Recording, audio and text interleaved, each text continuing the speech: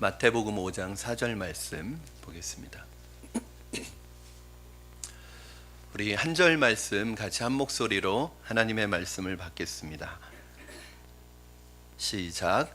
애통하는 자는 복이 있나니 그들이 위로를 받을 것임이요. 아멘. 우리 다시 한번 말씀 받겠습니다. 시작. 애통하는 자는 복이 있나니 그들이 위로를 받을 것임이요. 아멘. 이 산상수훈 특별히 이 팔복이 진행되는 동안에 여러분 이 팔복에 있는 8가지 복을 내가 암송하겠다는 마음으로 말씀을 듣고 한 주간 이제 지내실 때 이 5장 1절부터 12절까지를 한번 이렇게 읽고 묵상하고 오시면 좋을 것 같아요. 그래서 여러분들이 팔복을 8번에 걸쳐서 말씀을 나눌 때 한 주에 하나씩 나가잖아요. 그러니까 한 주에 하나면 다 암송합니다. 그렇죠? 사실은 지난주에 심령이 가난한 자는 복이 있나니 천국이 저희의 것임이요. 오늘 말씀 들으면 애통하는 자는 복이 있나니 저희가 위로를 받을 것이며, 이렇게 한 주 한 주 하면 아마 여러분들이 그 긴 팔복을 이 설교가 끝났을 때는 다 암송하고 계실 거라는 생각이 들고요. 특히 팔복을 할 때 기도하시면서 묵상하시면서 암송하고 오셔야 되는 것이 그게 굉장히 중요합니다. 왜냐하면 안 그러면 이 설교가 여러분에게 은혜가 안 되고 이 설교에 나타나 있는 깊은 뜻을 모르고 오히려 부담이 되고 시험이 될 수가 있어요, 설교를 들으면서. 그래서 항상 기도하면서 들으셨으면 좋겠습니다. 그런 마음으로 오늘 두 번째 말씀 여러분과 나누도록 하겠습니다. 여러분, 사람들에게 있어서 가장 환영받는 감정이 있다면 아마 이 기쁨이라는 감정일 것입니다. 사람들은 어떤 면에서 일부러 기뻐하려고 노력합니다. 왜냐하면 내가 기뻐하지 않으면 내 삶에 슬픔과 아픔이 있다는 것이 사실은 견디기가 참 어렵습니다. 그래서 때로는 코미디 프로를 찾아서 봅니다. 습관적으로 보는 사람들도 있지만 때로는 웃을 일이 없으니까, 그렇게 해서라도 내가 웃지 않으면 너무 힘드니까 일부러 웃긴 상황과 재밌는 것들을 찾아서 보면서 일부러라도 웃으려고 하는 사람들이 많이 있습니다. 요즘 사람들에게 있어서 이 기쁨은 어떤 것을 선택하는 기준이 되고 있습니다. 직업을 선택할 때도 야, 네가 기뻐하는 것을 해. 아이들에게도 야, 네가 기뻐하는 것을 선택해. 신앙생활 할 때도 야, 기쁨이 되면 해. 기쁨이 안 되면 하지 마. 그러니까 요즘의 사람들의 특징이 뭐냐면 모든 것의 선택에 있어서 아주 절대적인 기준을 차지하고 있는 게 이 기쁨이에요. 그런데 때로는 여러분, 이 기쁨이라는 것이 우상이 되는 건 아닌가, 이게 사실은 절대적인 기준이 아니거든요. 우리가 기쁘기 위해서 공부하는 거 아니고요, 우리가 기뻐하려고 직장생활하는 거 아니고요, 우리가 기뻐하려고 신앙생활하는 거 아니에요. 그건 어떻게 보면 결과예요. 때로는요, 기쁘지 않지만 해야 될 때가 있어요. 때로는 이것이 내게 기쁨을 주지는 않지만 이것이 중요한 일이기 때문에 해야 되는 상황들이 있어요. 근데 요즘 젊은 세대뿐만 아니라 사람들의 분위기가 뭐냐면 이게 꼭 필요한 일이어도 내가 기쁨이 안 되면 안 하는 거예요. 그러나 여러분, 기쁨은 우리의 삶의 목적이 아닙니다. 이렇게 기쁨이 일종의 절대적인 선택의 기준이 되고 있는 이 시대에 오늘 말씀은 굉장히 충격적입니다. 애통하는 자는 복이 있다는 거예요. 우는 자들이 복이 있다는 거예요. 슬픈 자들이 복이 있다는 거예요. 그러나 세상 사람들이 누가 이걸 복이라고 생각하겠습니까? 어떻게 우는 것이, 애통하는 것이 행복이 될 수 있고 복이 될 수 있겠습니까? 특히 사람들은 가장 피하고 싶은 것이 이거예요. 애통하는 것, 슬픈 거. 슬픔을 피하고 싶고 만나기 싫어하고, 만나도 내가 슬픔이 있다는 것을 나타내고 싶어 하지 않아요. 그래서 마음속에서는 울고 있어도 항상 입꼬리는 올라가 있어야 되는 거예요. 그런데 오늘 본문에 나오는 이 애통이라는 감정은 슬픔의 감정이 아닙니다.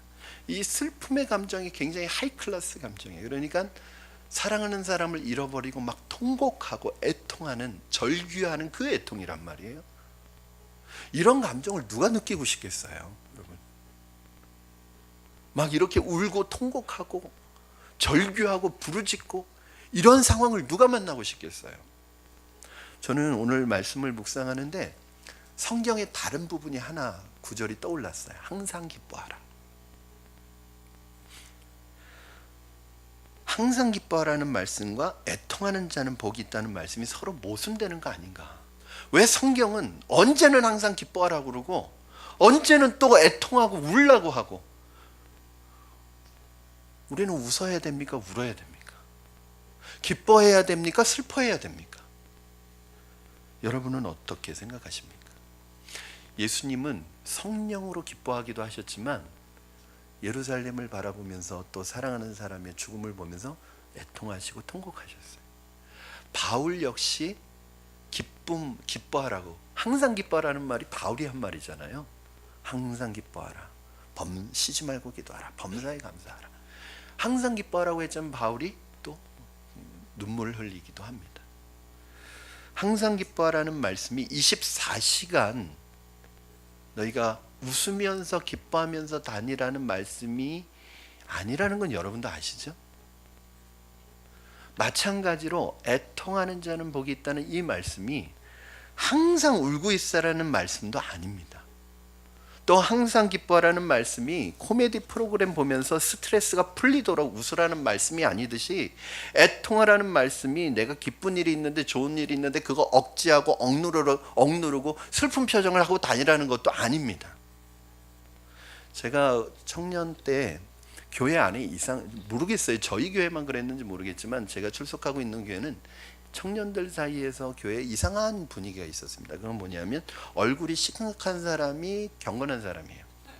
그래가지고 일부러 좋은 일이 있어도 항상 심각하게, 그리고 또 성경책 꼭 옆에 껴야 돼, 이렇게 항상 심각하게 다녔어요. 저 사람이 굉장히 경건한 사람이에요. 좀 웃고 다니면 뭔가 가벼운 사람 취급을 받는 이상한 분위기가 있었어요.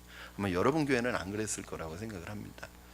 내가 억지로 기쁜 일이 있어도 억지로 막 슬프고 고통스러운 표정을 하고 다니라는 말씀이 아니에요.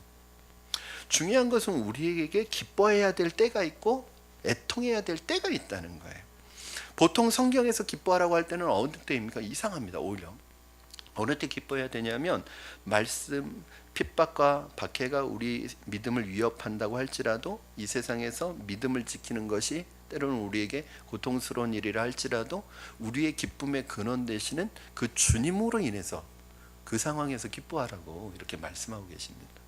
또 어떤 때 애통해야 되는 거냐? 그 애통은 항상 하는 게 아니라 애통해야 될 때가 있다는 거예요. 애통해야 되는 순간이 있다는 거예요. 그때는 울어야 된다는 거예요. 그때는 애통해야 된다는 거예요. 그때가 언제냐? 오늘 본문에서는 이 애통하는, 눈물로 고백하는, 이 심정하는, 그래야지 위로를 받는다는 거예요. 그래서 오늘 여러분과 이것을 나누려고 합니다. 우리는 언제 애통해야 되는가? 무엇을 위해 애통해야 되는가? 첫 번째는 나 자신을 위해 애통해야 합니다. 여러분, 나 자신을 위해. 나 자신을 위해서 애통하는 것도 두 가지인데, 첫째는 내 안에 있는 내 죄 때문에 애통해야 돼. 통곡해야 돼요. 여러분, 우리는 예수님 믿고 구원 받은 사람들입니다. 그렇죠? 그러면 우리는 죄가 없나요? 우리는 완전한가요? 내가 예수님을 믿고 의롭게 되었다는 것은 하나님이 우리를 의롭다고 선언하시고 인정해 주신 것이지 내가 완전한 사람이 됐다는 뜻인가요? 아니에요. 여러분, 내 안에 내가 예수 믿고 구원받았지만 말씀대로 살아갈 수 없는 답답함이 있다. 나는 말씀대로 살아가기를 원하지만 또 넘어지고 죄 때문에 또 걸려 넘어지고 또 실수할 때 내 마음속에 애통하는 마음이 있어야 된다는 거예요. 내 육신의 이 한계 때문에, 여러분, 우리가 이 땅에 살아가는 동안에 거룩해지고 성화가 되어져 간다고 할지라도 그것은 완전해진다는 뜻이 아닙니다. 그러면 우리가 천국 가기 전까지 이 땅에서는 이 육신을 지니고 있는 동안에는 이 육신의 한계 때문에 눈물 흘려야 될 때가 있다는 거예요. 우리가 가진 육신의 한계입니다. 그래서 우리는 결코 완전하지 않습니다. 요한 사도는 이것을 이렇게 표현했어요. 요한일서 1장 8절 말씀 같이 읽겠습니다. 시작. 만일 우리가 죄가 없다고 말하면 스스로 속이고 또 진리가 우리 속에 있지 아니할 것이요. 이게 우리의 실존입니다. 우리가 죄가 없다고 말하는 건 거짓말쟁이라는 거예요. 그렇게 말한다면 우리 속에 주님이 거하시지 않는다는 거예요. 나는 연약합니다. 나는 부족합니다. 그래서 누울 수밖에 없는, 이게 우리의 실존이기 때문에 울 수밖에 없는 거예요. 우리가 구원을 얻지 못했기 때문에 우는 것이 아니라 구원받았기 때문에 애통하는 것입니다. 왜요? 정말 하나님의 말씀대로 살고 싶은 것이 우리의 원입니다. 정말 말씀을 지키며 살아가고 싶은데 그렇게 살아가지 못하는 내 육신의 한계에 부딪힐 때 우리는 울 수밖에 없습니다. 여러분, 내가 주님 말씀대로 살아가려고 정말 소원하는데 내가 또 육신에 걸려서 죄를 지었어요. 그러면 여러분 어때요? 마음이 안타깝지 않습니까? 안타까움을 넘어서서 정말 눈물이 나지 않습니까? 여러분, 이렇게 자신의 죄 때문에 울고 통곡하는 이것이 뭐예요? 이게 회개잖아요. 회개. 우리가 회개를 보통 어른들이 이렇게 표현을 합니다. 통에 자복한다. 이게 뭐예요? 통곡한다는 거예요. 자기 죄 때문에, 내가 죄를 짓는 이 사실 때문에 통곡하고 울어야 되고 애통해야 된다는 거예요. 이게 여러분 회개죠. 여러분, 회개라는 것이 자신이 지은 죄에 대해서 말 몇 마디로 퉁치는 게 회개가 아니란 말이에요. 몇 마디의 고백으로 대체할 수 있는 게 아닙니다. 우리 시대의 회개는 싸구려 회개가 되어버렸어요. 그래서 사람들이 회개를 회개답게 안 하니까 자꾸 죄에 대해서 무감각해져요. 어떤 사람은 이렇게 말하기까지 합니다. 죄를 고백하고 회개하면 하나님이 용서해 주신다고 했으니까 뭐 죄 짓고 회개하면 되지 뭐, 이렇게 말하는 사람이 있단 말이에요. 여러분, 이게 어떻게 회개입니까? 이것은 결코 회개가 될 수 없습니다. 자신이 지은 죄에 대해서 통곡이 없고 애통이 없고 눈물이 없는 회개가 어떻게 회개라고 할 수 있어요? 이런 사람은요, 10중 8구 또 똑같은 죄를 짓습니다. 이 다윗이, 하나님의 마음에 합했던 이 다윗이요, 어떤 죄를 짓고 시편에 그 자신의 죄를 회개하는 시편이 있어요. 그런데 이런 표현을 합니다. 자기가 눈물을 흘려서 이 죄 때문에 눈물을 흘려가지고 자기 침상이 물에 둥둥 떠다닌다는 거예요. 눈물에. 시적인 표현이지만 자기가 지은 죄에 대해서 얼마나 철저하게 눈물을 흘리며 회개했는지 알 수 있어요. 다윗은 똑같은 죄를 반복하지 않습니다. 이렇게 철저히 회개하니까, 여러분, 내가 지은 죄에 대해서 철저히 내 자신을 가슴을 찢어가며 애통하며 눈물을 흘리며 그렇게 철저하게 회개한 사람이 쉽게 죄에 빠질, 물론 또 죄에 빠질 수 있어요. 그러나 쉽게 빠지지는 않아요. 그러나 쉽게 회개한 사람은 쉽게 죄에 빠집니다. 회개라는 은혜의 도구를 자기가 죄 짓는 방편으로 자기의 죄를 합리화하는 수단으로 사용하는 사람들이 많이 있습니다. 바울은 자신의 이런 상태, 즉 내가 예수 믿었지만 주님의 일을 하지만 이 육신의 이 한계에 부딪힐 때마다 이런 고백을 했습니다. 로마서 7장 18절 19절 말씀과 24절 말씀 이어서 보도록 하겠습니다. 이게 바울의 고백이면서 우리의 고백 아닙니까? 시작. 내 속 곧 내 육신에 선한 것이 거하지 아니하는 줄을 아노니 원함은 내게 있으나 선을 행하는 것은 없노라. 내가 원하는 바 선은 행하지 아니하고 도리어 원하지 아니하는 바 악을 행하는도다. 오라, 나는 공고한 사람이로다. 이 사망의 몸에서 누가 나를 건져내랴. 이 사망의 몸에서, 이 육신에서 누가 나를 건져내랴. 바울은 자신의 육신의 연약함을 보면서 절규했고 통곡했고 울부짖었습니다. 여러분, 우리는 우리 자신의 연약함을 보면서 이렇게 통곡해야 합니다. 이렇게 애통해야 합니다. 지난번에 말씀드렸던 것처럼 우리 첫 시간에 제가 예화로 든 이야기가 있었어요. 에스라 성경대학원 대학교에서 석사과정에 있는 목사님들과 전사님들이, 거기는 목회자가 되기 위한 신학대학은 아니고 이미 목회를 하고 있는 분들이 와서 1년 동안 성경을 풀로 배우는 곳이에요. 66권을 풀로 배우는 곳인데, 거기서 기숙하면서 계속 성경을 배우는데, 마태복음 시간에 이 산상수훈을 교수님하고 배우는데, 산상수훈을 배우고 나면 그냥 그 시간에 눈물바다가 된다. 왜 눈물바다가 되냐 하면 너무나 주옥 같은 예수님의 말씀인데 그 말씀을 들으면서 너무 좋아서 울고, 또 하나는 너무 좋은 말씀인데 그 말씀대로 살아갈 수 없는 내 자신의 연약함 때문에 눈물을 흘리면서 학생들이 그 산상수훈을 배우는 시간이 눈물바다가 된다는 거예요. 저는 우리도 이 산상수훈의 말씀을 배우면서 이 마음이 있어야 된다고 생각해요. 이 마음이 없이 여러분 이 말씀 들으면 이건 또 하나의 여러분에게 짐을 얹어드리는 거고, 또 하나의 율법적인 짐을 얹어드리는 거예요. 이 시간이 부담스러울 수밖에 없어요. 그러나 이 시간에 이 말씀이 너무 중요한 하나님의 말씀이, 이 말씀이 바로 하나님 나라의 백성의 삶인데, 내가 그렇게 살아갈 수 없는 내 연약함 때문에 주님 앞에 눈물 흘리면서 이 말씀을 들어야 하는 거예요. 저는 오늘날의 신학교들이 다 이 학교처럼 변했으면 좋겠어요. 신학을 지식으로 배우지 않았으면 좋겠어요. 신학을 머리로 배우지 않았으면 좋겠어요. 신학을 공부하면서 정말 눈물을 많이 흘렸으면 좋겠어요.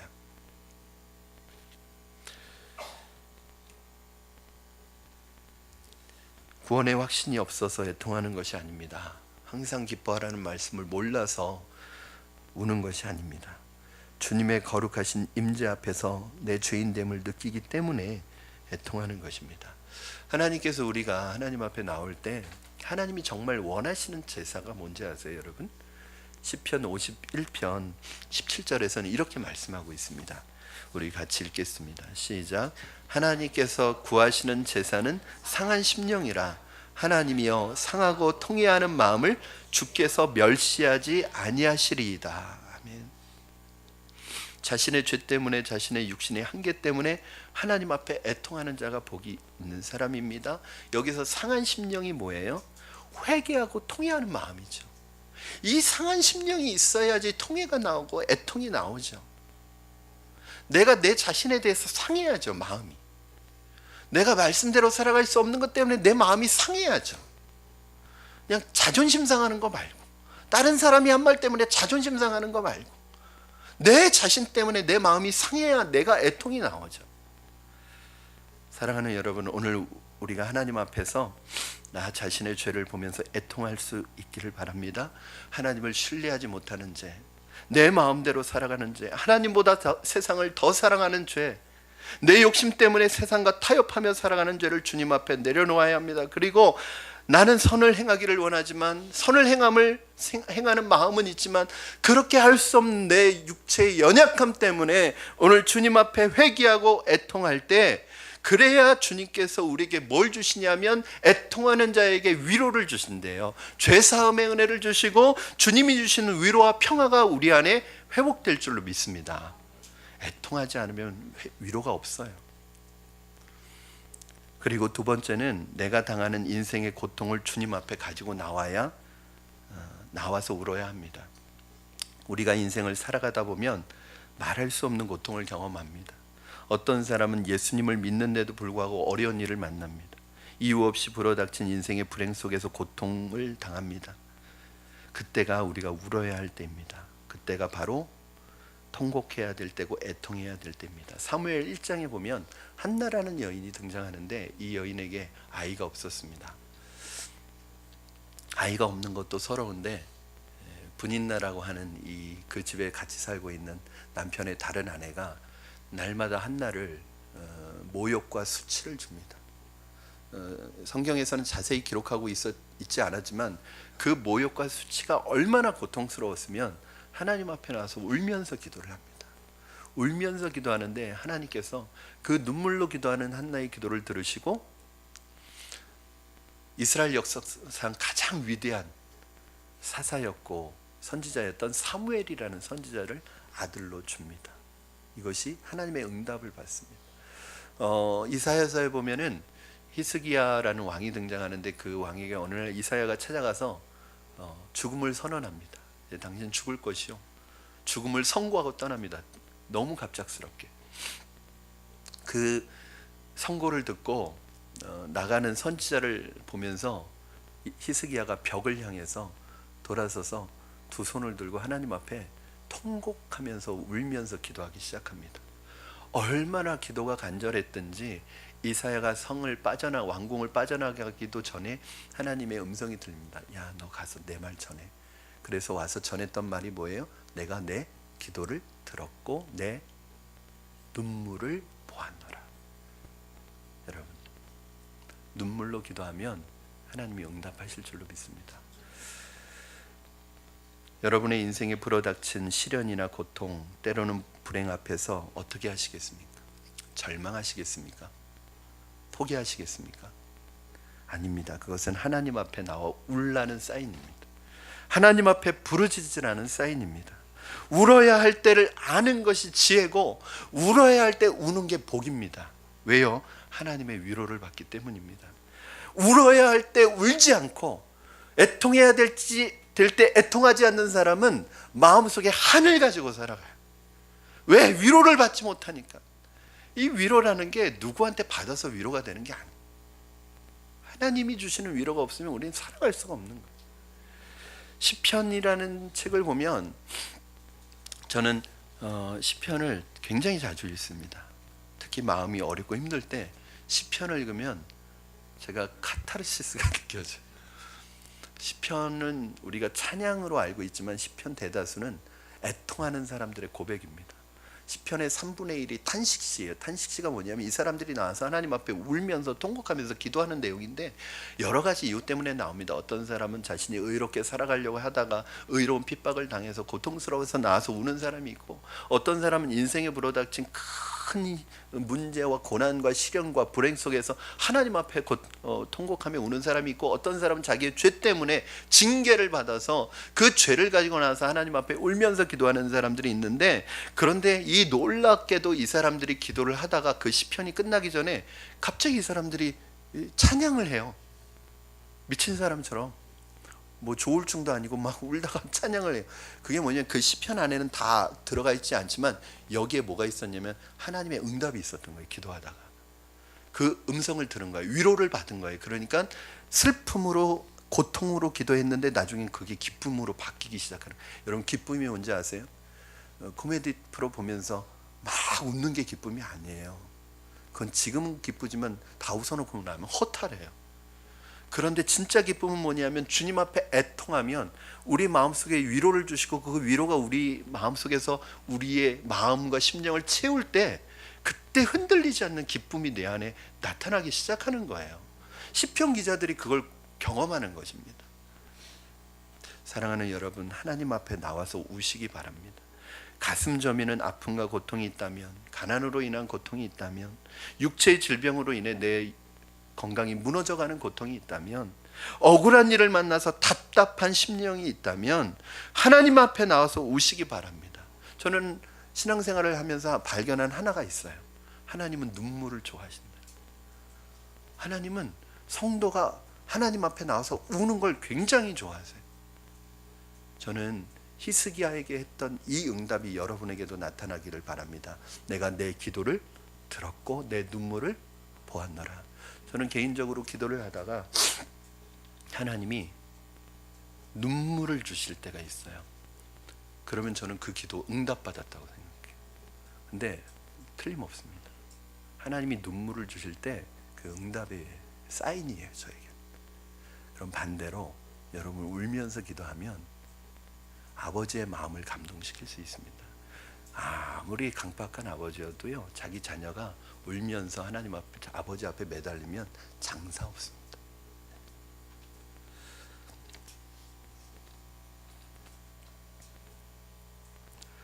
저는 가장 안타까운 것 중에 하나가 지금 울어야 할 때인데, 지금 애통해야 할 때인데 무릎 꿇지 않는 것입니다. 오늘 이 시대 그리스도인들의 문제는 무엇일까요? 울지 않아요. 눈물이 없어요. 여러분, 이분이 기도 많이 하는 분인지 아닌지는 옆에 있는 분 눈을 한번 보세요. 기도하는 분들은 눈가가 촉촉하게 늘 젖어 있어요. 눈이 메마른 사람이 있어요. 눈을 피하지 마세요. 저는 자신의 문제를 가지고 하나님 앞에 나와 애통하지 않는다면 여러분, 그것만큼 불행이 없습니다. 하나님의 위로를 받을 수 없기 때문입니다. 하나님의 평안을 경험하지 못합니다. 저는 여러분이 주님 앞에 애통하시고 주님 앞에 우시기를 주님의 이름으로 축원합니다. 두 번째는 나 자신을 위해서도 울어야 하지만, 이 세상을 보면서 울어야 하지만, 내 자신의 문제를 가지고 울어야 하지만, 우리 이 세상을 바라보면서, 이 시대를 보면서 울어야 합니다. 예수님께서 감람산에서 예루살렘 도성을 내려다보시면서 우셨어요. 그것도 굉장히 슬프게 우셨어요. 왜 예수님은 예루살렘 성을 바라보면서 우셨을까요? 전 두 가지 이유 때문이에요. 첫째는 그 예루살렘 성에 그 하나님의 백성들이 죄 가운데 살아가는 저 영혼들을 볼 때 너무 안타까웠고, 그 사람들이 자기들을 위해서 오신 메시아를 십자가에 못 박아 죽일 사람들이라는 것을, 그 죄를 지을 사람들이라는 걸 아셨기 때문에 오셨고, 또 하나는 예수님이 그 말씀을 하시잖아요. 이 예루살렘이 멸망할 것을 예언하시잖아요. 이 예루살렘이 앞으로 AD 70년이 되면 로마의 티토 장군에 의해서 포위가 돼가지고 함락이 되는데, 어떻게 예수님이 그걸 그대로 예언하셨습니다. 어린아이들은 이 군인들이 이렇게 돌려가지고 벽에 던져서 죽이고, 아이를 뵌 여자들은 옷을 다 벗겨서 배를 갈라가지고 그 임신한 아이를 꺼내가지고 죽이고, 남자들은 모든 집과 모든 성전은 다 불태우고 남자들은 다 죽이는, 이게 AD 70년에 진짜로 일어납니다. 그런데 이것을 주님은 지금 보고 계시는 거예요. 죄 때문에 멸망당하는 이 예루살렘 성을 보면서 주님이 그 모습을 보시니까 막 가슴이 고통스러우신 거예요. 우시는 거예요. 여러분, 우실 수밖에 없는 상황입니다. 오늘 우리 이 세상과 이 시대를 바라보면서 울어야 합니다. 이 세상의 이 시대를 살아가는 우리 자녀들을 바라보면서 울어야 합니다. 저는 지금 이때 우리 부모들이 다음 세대를 생각하면서 울어야 할 때라고 생각합니다. 내 아이는 아니겠지, 내 아이는 아니라고 부정하고 싶겠지만, 여러분, 현실은 그렇지 않습니다. 소년 범죄의 나이가 점점 낮아지고 있어요. 중고등학생의 범죄 증가율보다 초등학생들의 범죄 증가율이 훨씬 더 높습니다. 초등학교 안에서도 벌써 알 거 다 압니다. 4학년 때.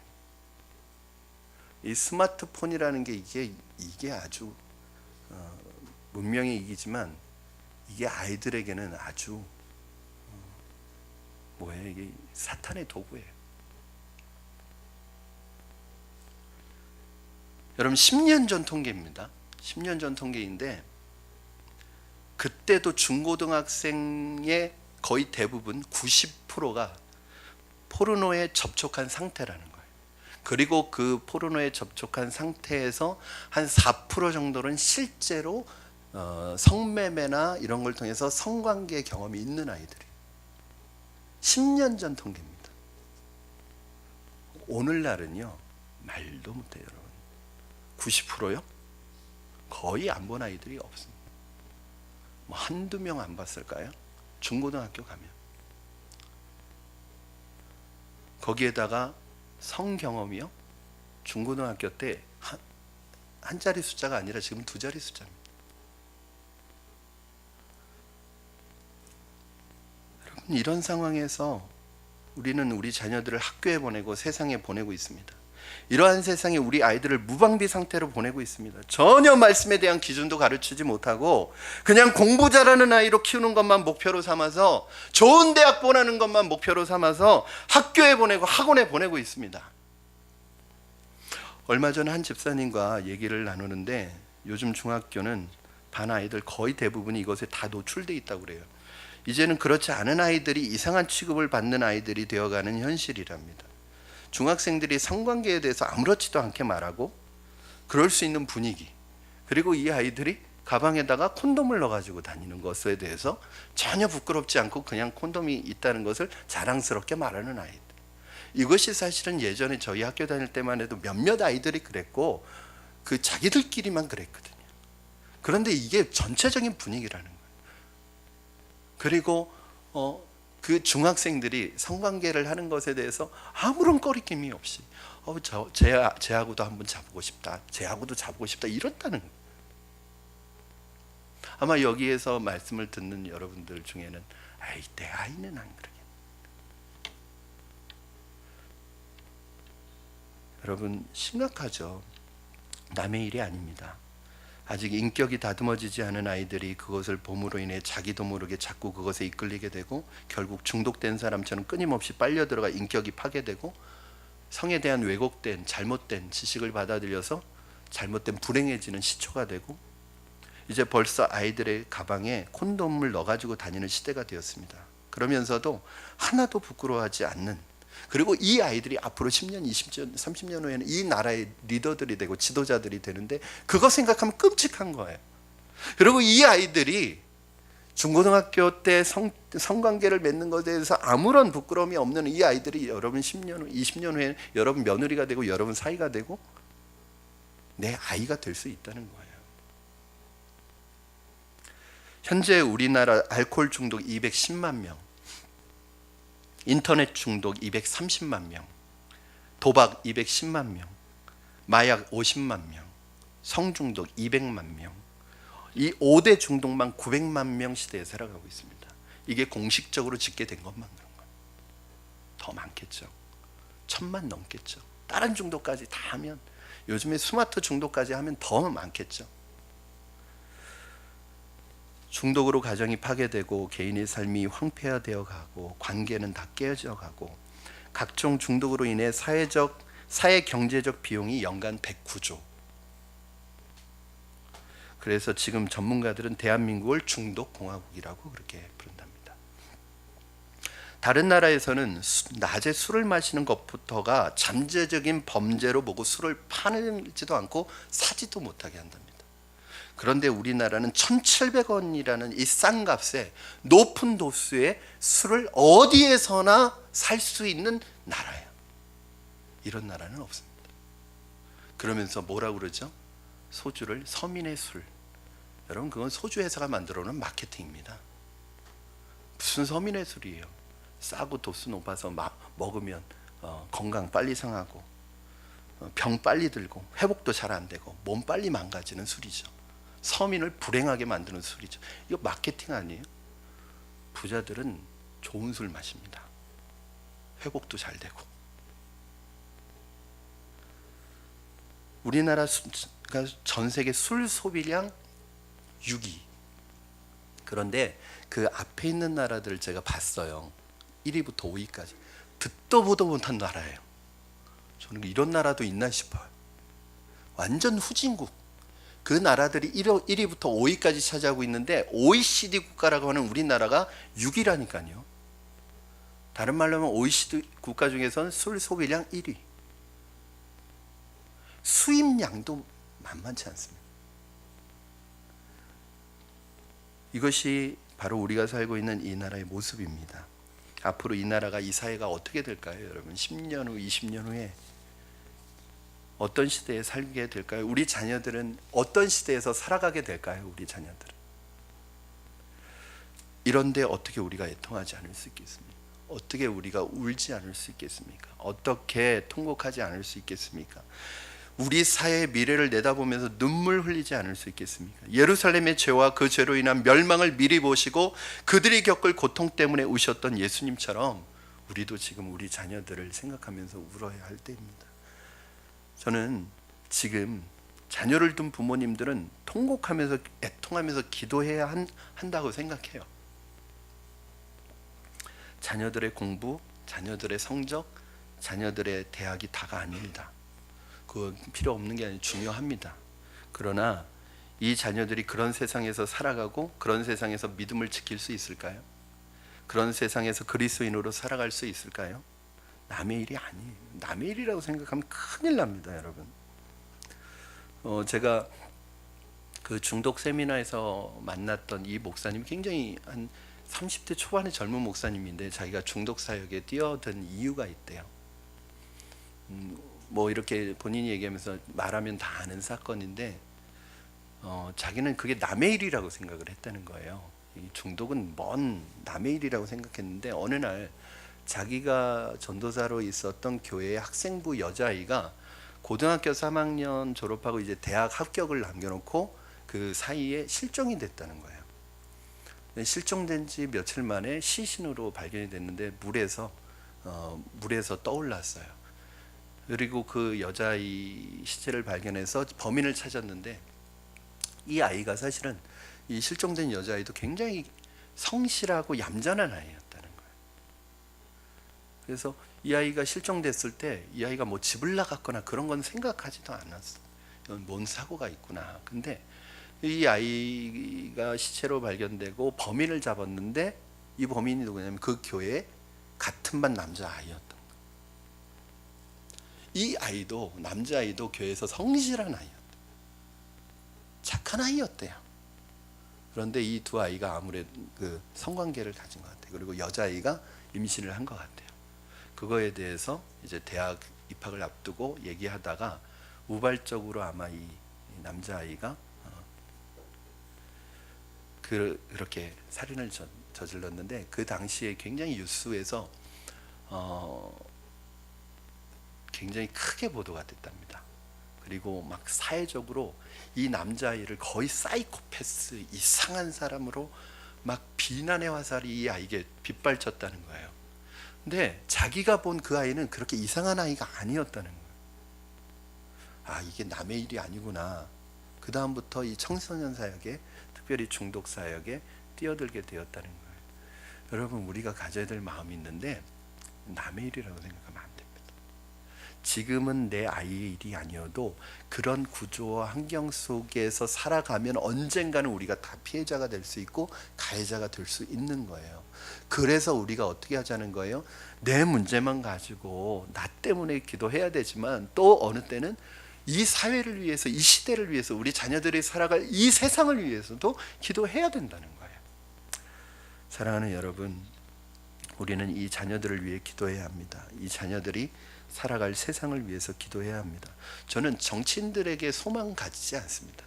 전 정치인들이 우리의 소망이 될 수 없습니다. 여러분, 기업인들이 우리의 소망이 되나요? 아니요. 그러면 교육가들이 우리의 소망이 되나요? 그렇지 않아요.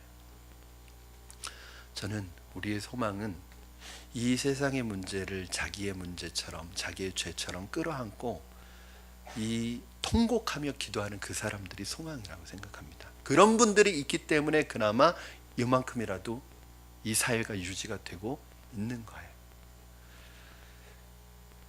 이렇게 애통하는 자들에게 하나님이 어떤 복을 주십니까?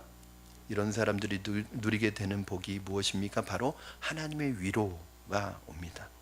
왜 사람들에게 위로가 없고 평안이 없는가? 애통하지 않으니까.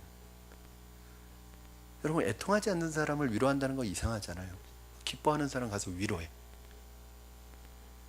왜 우리의 마음속에 진정한 위로가 없냐? 우리가 애통하지 않기 때문입니다. 자신의 죄에 대해서, 자신에 대해서, 너무나 약한 자신의 육신의 한계에 대해서 애통하는 그 사람에게 어떤 위로가 주어지느냐? 죄사함의 은혜가 주어집니다. 죄사함. 그럼 죄사함이라는 것은 내 죄에 대해서 용서를 빌어야지 죄를 사해 주는 거예요. 이 죄사함의 은혜가 오면 위로와 평안이 찾아옵니다. 제가 어렸을 때 그 어머니의 그 지갑에서 아버지 월급 타온 날 그 돈에 그냥 눈이 확 돌아가 가지고 그 어머니가 항상 이불 속에다가 장롱 보면 이불 이렇게 싸놓잖아요. 그 속에다 놓는 걸 제가 봤어요. 그래가지고 안 계실 때 그걸 꺼내가지고 거기에서 10,000원짜리 2장을, 그때는 엄청 큰 돈이죠. 이 10,000원짜리 2장을 빼내면 모를 줄 알았어요. 근데 나중에 걸렸어요. 걸린 게 차라리 마음이 편했어요. 이 걸리기까지의 그 불안은, 그 극도의 공포는 지금도 그리고 야단 맞고 매를 맞고 다시 그러지 마 하고 이렇게 용서해 주시고 안아주실 때 그 느꼈던 평안함, 그 위로. 여러분, 왜 요즘 우리에게 늘 왠지 두렵고 불안하고 평안이 없나? 내가 죄사함이 없기 때문에 그래요.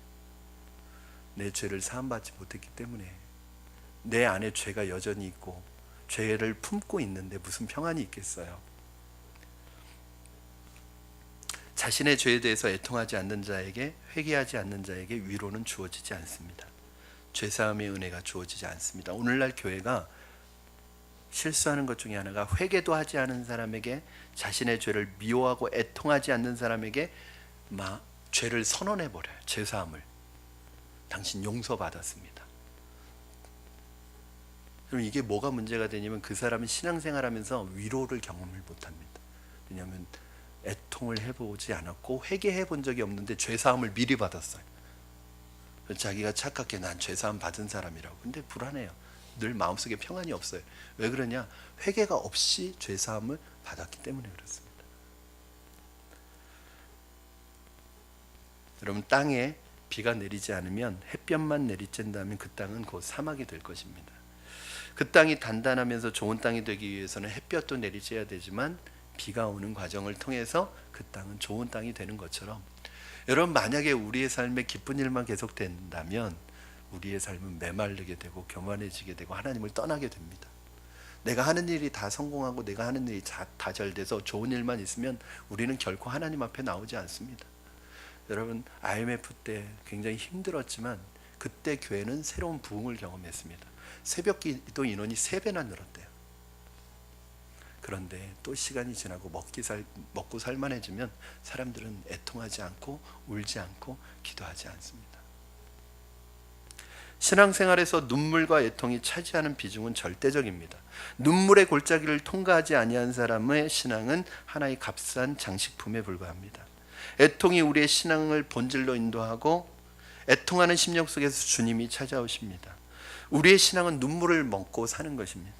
우리의 인격은 눈물의 골짜기를 통과하면서 성숙해지는 것입니다. 신앙적으로 성숙한 사람은 눈물의 가치를 알고 애통함의 소중함을 알게 되어 있습니다. 말씀을 정리합니다, 여러분. 오늘 우리의 문제는 울어야 할 때 울지 않는 것입니다. 분명히 울어야 할 때가 있는데, 울어야 할 일이 있는데, 애통하는 일이 있는데 애통하지 않습니다. 그만큼 우리의 심령이 무뎌지고 강팍해졌다는 증거입니다. 여러분, 울어야 할 일이 있으면 주님 앞에 나와서 우시기 바랍니다. 애통할 일이 있으면 주님 앞에 나와서 애통하시기 바랍니다. 부르짖을 일이 있으면 주님 앞에 나와서 부르짖으시면 주님께서 여러분의 마음속에 세상이 감당할 수 없는 진정한 위로를, 죄사함의 은혜를, 진정한 평강을 여러분에게 주실 줄로 믿습니다. 이것이 바로 애통하는 자가 누리는 진정한 행복입니다. 우리 이 시간에 찬양하고 기도했으면 좋겠습니다. 우리의 상한 심령을 주님 원하시고, 우리의 마음이 상한 사람을 회복시키시고 고치시는 주님 앞에 오늘 주님, 우리의 상한 마음을 가지고 나갑니다. 우리의 목마른 것을 가지고 나갑니다. 우리 안에 주님의 은혜와 위로를 부어주시고 성령의 기름을 부어주셔서 우리를 고쳐주시고 새롭게 해주시고 회복시켜 주시옵소서. 우리 찬양 드리시고 합심하여 기도하겠습니다.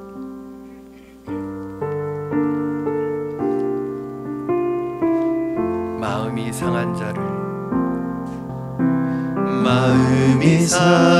자를 고치시는 주님, 하늘의 아버지, 날 주관하소서.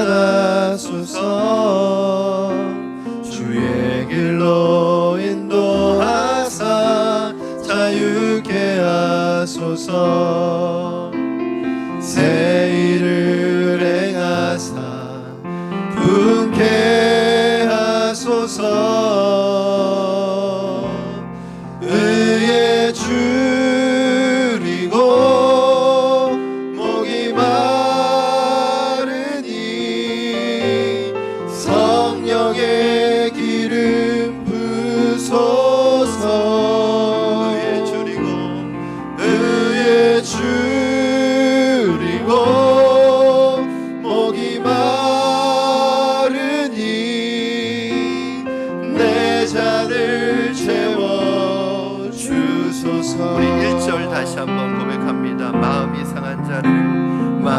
마음이 상한 자를 고치시는 주님, 하늘의 아버지, 하늘의 아버지, 날 주관하소서.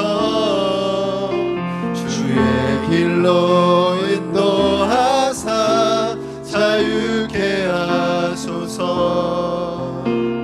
새 일을 행하사 부흥케 하소서. 아멘. 의에 줄이고 의에 줄이고 목이 마르니 성령의 기름 부소서. 의에 줄이고 목이 마르니 내 잔을 채워 주소서. 내 잔을 채워주소서. 내 잔을 채워 주소서. 우리 이 시간에 오늘 주신 말씀 붙들고 기도하실 때 하나님 우리의 심령 속에 애통하는 마음을 주시옵소서. 상한 마음을 주시옵소서. 내 자신의 죄에 대해서 구원받은 하나님의 백성임에도 불구하고 죄의 영향을 받을 수밖에 없고 그 또의 죄에 넘어지는 연약한 육신을 가진 우리의 모습을 주님 앞에 철저하게 내려놓고 회개했으면 좋겠습니다. 그리고 어려움과 시련 속에서 그 문제가 나를 보기 위한, 또한 나를 만나기 위한 하나님의 통로라는 것을 기억하고 오늘 한나처럼 눈물로, 히스기야처럼 눈물로 하나님 앞에 기도하기를 원합니다.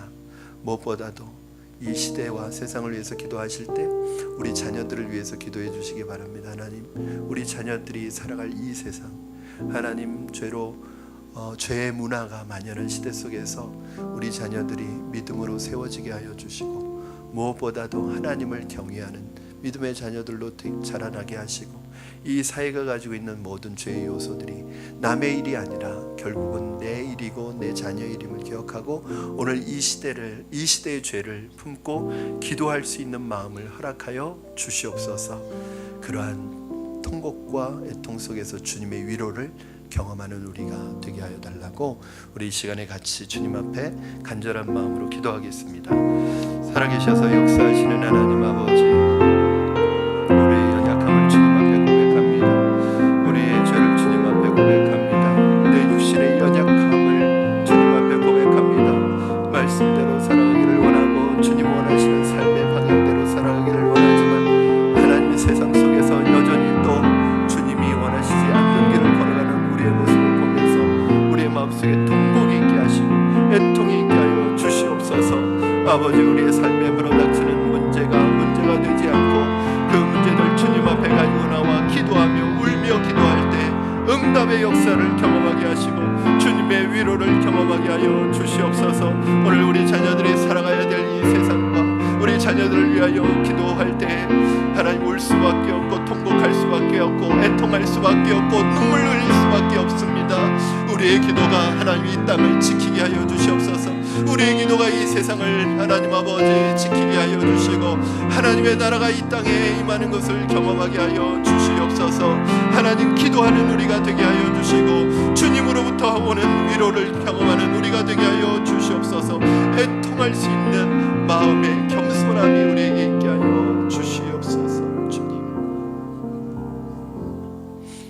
살아계신 하나님 아버지, 애통하는 자는 복이 있나니 저희가 위로를 받을 것이며, 이 말씀처럼 오늘도 나의 문제를 가지고 내 죄의 문제를 가지고 하나님, 나는 해결할 수 없어 주님 앞에 무릎 꿇고 애통하며 통곡하며 기도할 때 하나님의 위로가, 죄사함의 은혜가 우리에게 임하게 하여 주시옵소서. 특별히 이 시대를, 이 세상을 향하여 기도합니다. 하나님, 우리 자녀들이 살아갈, 다음 세대가 살아갈 이 세상에 하나님 구조가, 이 세상의 베이스가 너무나 죄로 타락하여 죄가 하나의 문화로 등장하고 죄인지도 모르고 그 죄에 휩쓸려가는 이 문화의, 죄의 문화 속에서 특별히 우리 자녀들을 지켜주시고 보호해 주시고 믿음으로 하나님 세워주시고 말씀의 무기로 이 세상을 믿음으로 정복하는 아이들이 되게 하시고, 무엇보다도 하나님 우리가 이 세상을 짊어지고 믿음으로 기도할 때 우리의 기도가 이 땅을 지키는 기도가 되게 하시고 이 사회를 지키는 기도가 되게 하여 주시옵소서. 주님, 억지로 만들어낸 위로가 아니라 주님으로부터 오는, 하늘로부터 오는 하나님 은혜, 하나님으로부터 오는 위로를 경험하기를 원합니다. 오늘 그 위로가 오늘도 한 주간 애통하면서 이 자리까지 나온 성도들에게 위로가 되게 하시고, 지금도 강원도에서 하나님 삶의 터전을 잇고 애통하고 있는 그들에게 주님의 위로가 임하게 하여 주시옵소서. 예수님의 이름으로 기도합니다. 아멘.